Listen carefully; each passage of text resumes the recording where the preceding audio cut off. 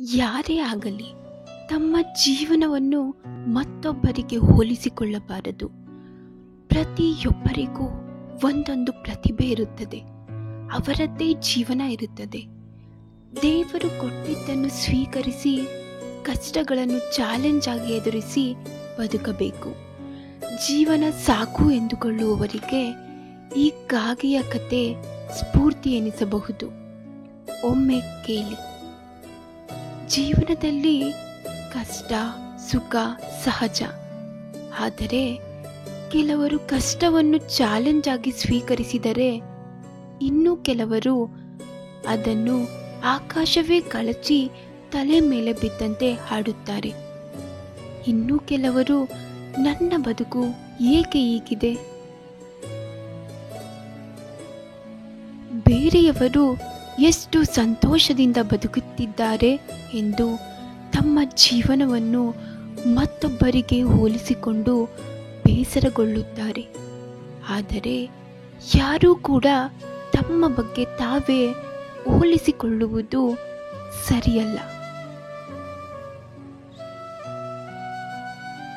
ಒಂದು ಕಾಡಿನಲ್ಲಿ ಕಾಗೆ ವಾಸಿಸುತ್ತಿರುತ್ತದೆ. ಕಾಗೆಗೆ ತನ್ನ ಜೀವನ ಇಷ್ಟವಾಗುವುದಿಲ್ಲ. ತನ್ನ ಕಪ್ಪು ಬಣ್ಣ, ಕೊರಚಲು ಧ್ವನಿ, ಕಾಳು ಕಡ್ಡಿ, ಉಪ್ಪಟೆಯನ್ನು ಹೆಕ್ಕಿ ತಿನ್ನುವ ತನ್ನ ಜೀವನವನ್ನು ನೋಡಿ ಕಾಗೆಗೆ ಬೇಸರ ಎನಿಸಿತು.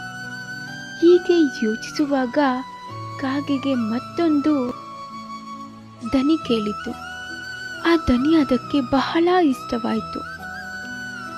ಹೊಸ ದನಿ ಕೇಳಿ ಬಂದ ಕಡೆಗೆ ಹುಡುಕುತ್ತಾ ಹೋಯಿತು. ಅಲ್ಲಿ ಮರದ ಮೇಲೆ ಕುಳಿತು ಮಾವಿನ ಹಣ್ಣನ್ನು ತಿನ್ನುತ್ತಾ ಮಧ್ಯ ಮಧ್ಯ ಸುಂದರ ಧ್ವನಿ ಹೊರಹಾಕುತ್ತಿದ್ದ ಕೋಗಿಲೆಯನ್ನು ಕಂಡಿತು. ಅದನ್ನು ಮಾತನಾಡಿಸಿ, ನಿನ್ನ ಧ್ವನಿ ಬಹಳ ಚೆನ್ನಾಗಿದೆ, ಹಾಗೆ ನನ್ನ ಹಾಗೆ ನೀನು ಉಪ್ಪಟೆ ತಿಂದು ಬದುಕುವುದಿಲ್ಲ, ಮಾವಿನ ಸಿಹಿಯನ್ನು ತಿಂದು ಬದುಕುತ್ತಿದ್ದೀಯ.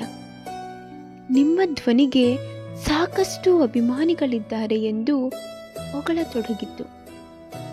ಕಾಗೆಯ ಮಾತಿಗೆ ಪ್ರತಿಕ್ರಿಯಿಸಿದ ಕೋಗಿಲೆ, ಸಾಕು ಸಾಕು, ನಂದು ಒಂದು ಬದುಕ, ನನ್ನ ಬಣ್ಣ ನಿನಗಿಂತ ಕಪ್ಪಾಗಿದೆ, ಅದರಲ್ಲೂ ವಸಂತಕಾಲ ಬಿಟ್ಟು ಉಳಿದ ಸಮಯದಲ್ಲಿ ನಾನು ದನಿ ತೆಗೆಯಲು ಸಾಧ್ಯವಿಲ್ಲ.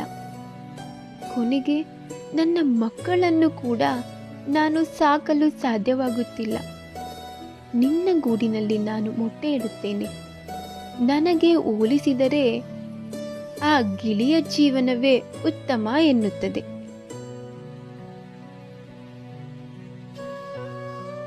ಕೋಗಿಲೆಯ ಮಾತನ್ನು ಕೇಳಿದ ಕಾಗೆ ಗಿಳಿಯನ್ನು ಹುಡುಕಲು ಹೊರಟಿತು.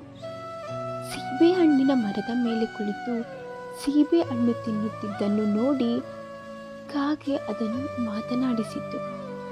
ನೀನು ಎಷ್ಟು ಅಂದವಾಗಿದ್ದೀಯ, ನಿನ್ನ ಬಣ್ಣ ಬಹಳ ಚೆನ್ನಾಗಿದೆ, ಅದರ ಮುಂದೆ ಬೇರೇನೂ ಇಲ್ಲ, ನಾನು ನಿನ್ನಷ್ಟು ಅದೃಷ್ಟವಂತನಲ್ಲ ಎಂದು ಹೊಗಳಿತು.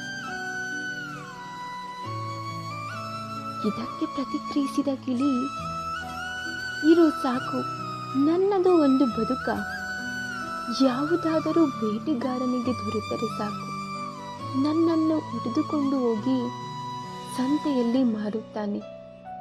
ನಂತರ ಅವರು ನನ್ನನ್ನು ಪಂಜರದಲ್ಲಿ ಬಂಧಿಸುತ್ತಾರೆ. ನನ್ನ ಮೈ ಬಣ್ಣವೇ ನನಗೆ ಶಾಪ, ನನಗಿಂತ ನವಿಲಿನ ಜೀವನವೇ ಬಹಳ ಚೆನ್ನಾಗಿದೆ ಎಂದು ಬೇಸರ ವ್ಯಕ್ತಪಡಿಸಿತು.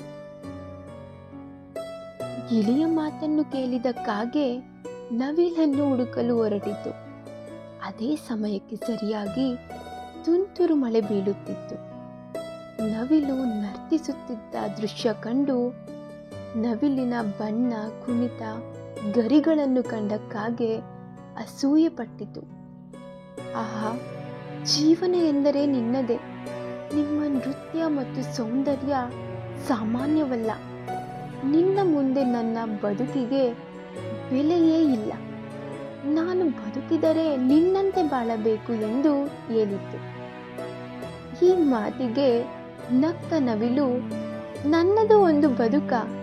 ನಾನು ನೃತ್ಯ ಮಾಡಬೇಕೆಂದರೆ ಮಳೆ ಬರಬೇಕು. ನನ್ನ ಗರಿಗಳಿಂದ ನನ್ನ ಜೀವನಕ್ಕೆ ಅಪಾಯವಿದೆ. ಅದಕ್ಕಾಗಿ ಅನೇಕರು ನನ್ನನ್ನು ಬೇಟೆಯಾಡುತ್ತಿದ್ದಾರೆ. ನನ್ನ ದೇಹವನ್ನು ಬೇಯಿಸಿ ತಿನ್ನಲು ಎಷ್ಟು ಜನರು ಕಾಯುತ್ತಿದ್ದಾರೆ. ನಿಮಗೆ ಅಂತ ಯಾವುದೇ ಸಮಸ್ಯೆಗಳಿಲ್ಲ. ಯಾರು ನಿಮ್ಮನ್ನು ಇಳಿಯಲು ಪ್ರಯತ್ನಿಸುವುದಿಲ್ಲ. ನೀವು ಮುಕ್ತವಾಗಿ ಎಲ್ಲಿ ಬೇಕೆಂದರಲ್ಲಿ ಓಡಾಡಬಹುದು, ಇಷ್ಟಪಟ್ಟಿದ್ದನ್ನು ತಿನ್ನಬಹುದು. ನಿಮ್ಮಂತೆ ಬದುಕಲು ನಮಗೆ ಅವಕಾಶವಿಲ್ಲ. ಪ್ರತಿ ದಿನವೂ ಕಷ್ಟಪಟ್ಟು ಬದುಕಬೇಕು ಎಂದು ಕಣ್ಣೀರು ಆಗಿತ್ತು. ಎಲ್ಲ ಪಕ್ಷಿಗಳ ಮಾತನ್ನು ಕೇಳಿದ ಕಾಗೆಗೆ ತನ್ನ ಬದುಕು ಏನೆಂದು ಅರ್ಥವಾಯಿತು. ನನ್ನಷ್ಟು ಸ್ವತಂತ್ರವಾಗಿ ಬೇರೆ ಯಾವುದೇ ಪಕ್ಷಿ ಬದುಕುವುದಿಲ್ಲ ಎಂದು ಅರ್ಥ ಮಾಡಿಕೊಂಡಿತು. ತನ್ನ ಬಣ್ಣ, ನೋಟ, ದನಿ ಎಲ್ಲವೂ ನನಗೆ ಯಾರಿಂದಲೂ ತೊಂದರೆಯಾಗದಂತೆ ರಕ್ಷಿಸುತ್ತಿದೆ.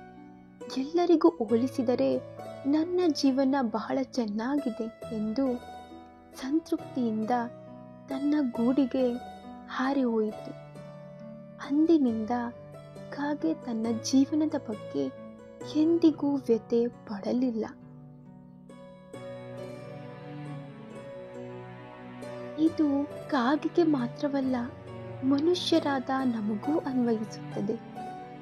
ಅಂಬಾನಿ, ಅದಾನಿಯನ್ನು ನೋಡಿ ಕೊರಗುವ ಬದಲಿಗೆ ದೇವರು ನಮಗೆ ಕೊಟ್ಟ ಜೀವನದಲ್ಲಿ ನೆಮ್ಮದಿ ಕಾಣುವುದು ಉತ್ತಮ. ದೇವರು ಪ್ರತಿಯೊಬ್ಬ ಮನುಷ್ಯನಿಗೆ ಕೆಲವು ದೌರ್ಬಲ್ಯ ಮತ್ತು ಶಕ್ತಿಯನ್ನು ನೀಡಿರುತ್ತಾನೆ. ನಿಮ್ಮ ಸಾಮರ್ಥ್ಯ ಏನೆಂದು ತಿಳಿದುಕೊಳ್ಳಿ. ಆಗಲೇ ನಿಮ್ಮ ಜೀವನ ಸುಂದರವಾಗಿ ಕಾಣುತ್ತದೆ.